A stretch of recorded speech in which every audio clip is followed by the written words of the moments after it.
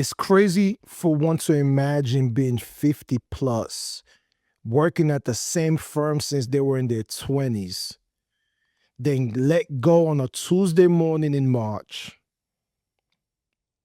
They never imagined when they saw the calendar invite at 8:15. They never knew what the conversation was going to be when they had it around 9 o'clock. All they know is that by 11 o'clock, they were walking out the building. 20 plus years. Sheesh.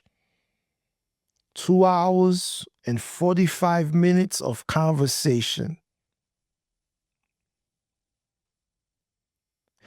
Yeah, I don't know if this episode is going to be about them because I think they already know. I kind of want to talk to the ones who still think that Tuesday isn't coming. Yeah. Yeah. I want to talk to y'all. You heard? I go by the name of Ibrahim Dafe. And this is the I Don't Subscribe presented by none other than House of Lone Wolf. Salute to my first-time listeners, first-time viewers, returning listeners and viewers. Salute to the last-time listeners. I dig it. I'm a BX boy. It's going to take some for y'all to get used to me. But I can assure you one thing for sure, two things for certain. We don't do no theory. We don't do no inspiration. We just name things. You heard? In the words of Zip with the drip, let's get to that.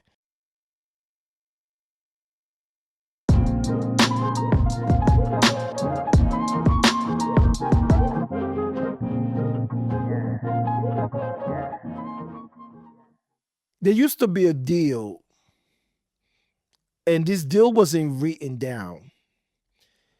This deal was never like written in the contract. It wasn't even in the handbook. But everybody in the senior ranks operated under it for about 50 plus years. The deal went like this. You give the company your career, you give the company your loyalty, your vacations that you didn't take, the relocations you said yes to, the lateral moves that you accepted because they asked. In exchange, the company gave you something back. I'm not just talking about the check. The check was always negotiated. What the company gave you was cover. Yes, I'm talking about covering you from the worst version of the labor market, covering you from the consequences of having a one bad year, covering you from getting walked out on a Tuesday morning in March after committing 20 plus years. That was the deal. It was real for a long, long time. It isn't real no more. So here's the real read for you. The institutions canceled the deal a long time ago and they never told you. Crazy thing is, they are still asking for the loyalty. They stopped offering the cover, even though the executive class, most of you guys are in your mid-40s. Y'all came up in this original arrangement that's operating on the assumptions the institution stopped honoring a long time ago. That imbalance is the whole problem here. You heard? Now I gotta walk this carefully. Because if I say it wrong, then it's going to sound like I am complaining, or it's going to sound like a complaint. But this isn't complaining. Let's just say that your parents or your grandparents, for instance, worked somewhere for 40 plus years and they got a pension, a real one. I'm talking about when every month the check came in until you transition. The company carried you through the down years because the company was thinking more on a 30-year horizon. That was a real arrangement. Ladies and gentlemen, that arrangement does not exist anymore. Somewhere along the way, and you know roughly when it started, even if nobody named the date for you, the pension went away. It got replaced with a 401k. Now, that may sound the same on a brochure, but it isn't the same. A pension means the company is carrying the risk of your retirement. A 401k means you are. So the company now has moved the risk off their balance sheet onto yours. They send out a memo to the HR, they updated the disclosures, and they kept it pushing. Did anybody sit you down and tell you that? Nah. That's piece one. Here's the second piece. How long people are staying at one company, that has dropped a lot. The individual under you currently that's in their 20s, they're not going to be there for long, just for 2, 3 years. And that's it. They know that. The company knows that. Everybody knows that. The only person still operating like the relationship is long term, well, is you. So the company starts to think more on a shorter timeline. If most of the workforce is rotating every 2 or 3 years, why would the company plan around anybody staying? They wouldn't. They don't. The company's job is to deliver this quarter, maybe next, but keep the options open after that. Your job, the way you will raise on this is to deliver for the next, what, 20 years? Because you want to build a legacy. That legacy talk is problematic. We gotta have another conversation another time for that. But that's not what it's about. It's about earning the cover. Those are not the same timelines. It's not even close. You've been showing up for a 30-year game while the company's playing an 18-month game. And nobody told you that game has changed. You heard? Let me see if I can just kind of bring this down a little bit from the structural to the personal. Because what? The structural stuff, yes, it sounds interesting, but one can say it doesn't change anything.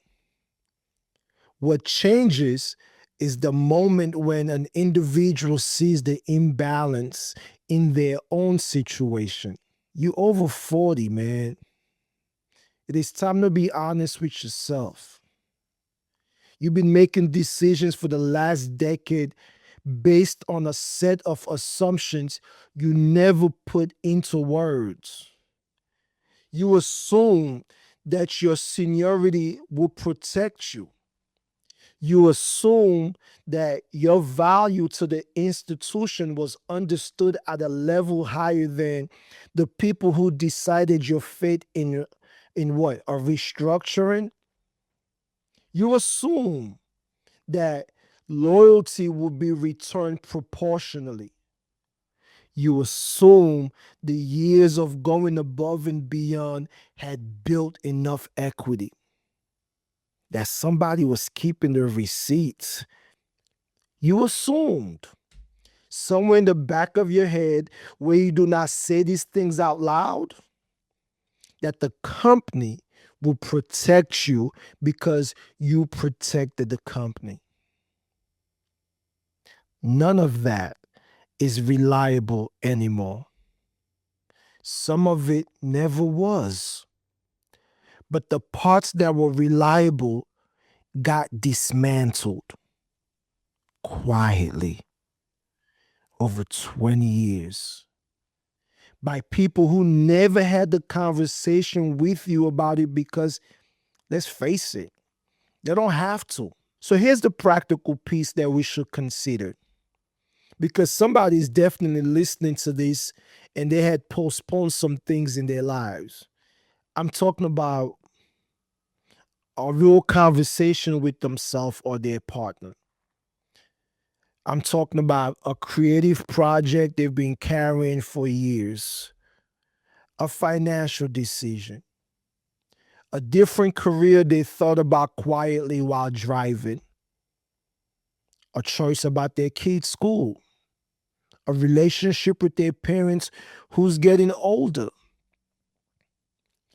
They postponed all of it because the company needed them. The company needed them this quarter and last quarter and the quarter before that and the quarter coming up. The thing they postponed, guess what? It's now 10 years older than what it was when they first postponed it. The child that they were trying to choose the school for is now what? 10 years older. Their marriage is 10 years older. Their parents are now 10 years older. They are 10 years older. And the company that needed them so bad is one bad quarter away from a decision that don't even include them. That isn't a story about a bad company, ladies and gentlemen. That's a story about an individual operating on assumptions they never examine. The company's doing what companies do now. 18-month horizon, cost discipline, senior talent treated as expensive and replaceable. The company isn't the villain here. The villain is the version of the deal you've been carrying in your head. And it definitely does not match the version they've been carrying in theirs. You have handled everything. I'm talking about every crisis, every board, every room that needed someone to hold it together. You held it. Sadly, nobody asked what holding it cost you. For this reason, House of Lone Wolf was built for the executive who has been paying that bill alone. We don't do theory. We don't do inspiration. We diagnose what your training never gave you language for. I want you to start with the 7-minute executive crisis framework. It is complimentary. No pitch involved. Just 7 minutes. It names exactly what you have been carrying. houseoflonewolf.com, because you already know if this is for you. You heard? So here's the move. The move isn't to quit. The move isn't to disengage. The move isn't to reduce your effort. The move is to renegotiate the deal you've been operating under so it matches the deal the company's actually offering. What does that mean in practice? The company is offering you compensation for 18 months of high output. That is the offer. That's all it is. It isn't offering you a 30-year career arc. It isn't offering protection in a down year. It's not offering cover when restructuring hits. It might be best for you to take the deal. The deal is fine, but you got to take the deal. Not the deal you thought you was taking when you was in your 20s. You heard? There are three pieces to this that we should consider. One, operate on your own clock and not theirs. If they're thinking in quarters, you living in decades, most of what you postponed because the company was in a critical phase was a decade-long decision. Their critical phase is 16 weeks. And you've been trading for a decade of your life against what? Somebody's 16 weeks of strategy? Yo, man, the math isn't mathing. You heard? It only looked like it because when they was thinking, they were thinking on your timeline too. But that's not the same anymore. You heard? The second piece, build things that they cannot take back from you. If you subscribe to relationships outside the company, do so. A reputation that isn't dependent on the firm's logo. A skill set that travels with you. Money that isn't tied to the next bonus. More importantly, a network that know who you are without the title attached. Ladies and gentlemen, that isn't disloyal. That isn't an exit strategy. That's the version of you that matches the deal the company's actually offering. If the company's operating on an 18-month or horizon with you, but yet you are operating on a 40-year horizon with yourself, the imbalance got to get addressed somewhere. This is where it gets addressed. You heard? The third piece, consider making the postponed decisions. The conversation with yourself or your partner, the relationship with your parents, the creative project, the thing about your child, whatever you've been holding because the company needed you, make at least one of those decisions before the next restructuring, not after. Because if you wait until after, you're going to find that the restructuring move your timeline forward by 5+ years. And it never asked. You heard? I want to close on something honest. The individual who's been operating on the old deal for what, 20+ years, they did not make a mistake. The deal was real. For most of the time, they were building their career on it. The mistake wasn't theirs. It got made above their pay grade by people who never had to tell them. This kind of shift don't get announced in a memo. It gets announced through 1,000 small signals over years. The pension that quietly went away. The early retirement package that came maybe a decade earlier than expected. The colleague who got severed at 50+ with a payout that did not even match their seniority. The peer who got passed over for the role they've been preparing for umpty years.